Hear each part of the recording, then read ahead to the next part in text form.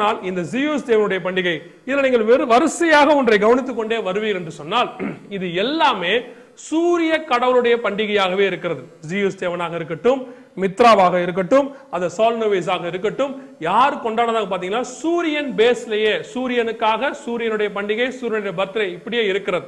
அப்படி என்று சொன்னால் இது முழுக்க முழுக்க பாபிலோனிய வழிபாடு என்று பொருள். ஏனால் பாபிலோனியர்கள் தான் 3 முக்கியமான கடவுள்களை அவர்கள் வணங்கி கொண்டு வந்தார்கள். ஒன்று சூரியன், இன்னொன்று சந்திரன், இன்னொன்று நட்சத்திரம். இது 3ஐயும் கடவுளாக அவர்கள் வணங்கி கொண்டு வந்தார்கள். நீங்கள் இப்பொழுது சில தேவர்களுக்கு பின்னால் பார்ப்பீர்கள், ஒரு ஒளிவட்டம் இருக்கும். அது ஆங்கிலத்தில் சன் டிஸ்க் என்று சொல்வார்கள். இந்த சன் டிஸ்க் தான் சூரிய ஒளிவட்டம், சூரிய கடவுள் என்று சொல்வார்கள். இதைத்தான் அப்பொழுதைய பாபிலோனிய கடவுள்களுக்கு எல்லாம் பின்னால் அவர்கள் வைத்திருந்தார்கள். இதைத்தான் அவர்கள் கொண்டாடி கொண்டு வந்தார்கள். இந்த சூரிய கடவுளுடைய பண்டிகை தான் டிசம்பர் மாதம் 25. இயேசு கிறிஸ்து பிறந்ததற்கான ஆதார குறிப்புகள் டிசம்பர் மாதம் 25 இல்லை என்று மிக தெளிவாக நமக்கு தெரிகிறது. நிச்சயமாக 25 என்பது இயேசு கிறிஸ்துவின் பிறந்த நாள் அல்ல. கிறிஸ்துமஸ் என்பது 25 அல்ல. இன்னொரு குறிப்பை நாம் பார்க்கிறோம். யூதர்களுக்குள்ளேயும் இந்த டிசம்பர் 25 என்கிறதற்கான ஒரு பண்டிகை இருக்கிறது. அந்த பண்டிகைக்கு யூத முறைப்படி அதனுடைய பெயர் ஹனுக்கா என்பதாகும்.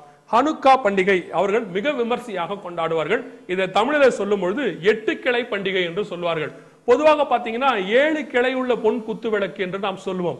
ஆனால் இந்த ஹனுக்கா பண்டிகைக்கு மட்டும் பாத்தீங்கன்னா 8 கிளை உள்ள பொன் குத்து விளக்கை வைத்து அவர்கள் கொண்டாடுவார்கள். அதாவது ஒவ்வொரு நாளும் ஒவ்வொரு கிளையிலே அவர்கள் எண்ணெயை ஊற்றிக்கொண்டே வந்து பத்த வைப்பார்கள். இது 8 கிளை உள்ள பொன் குத்து விளக்கு என்று சொல்லி அந்த ஹனுக்கா பண்டிகை கொண்டாடுவார்கள்.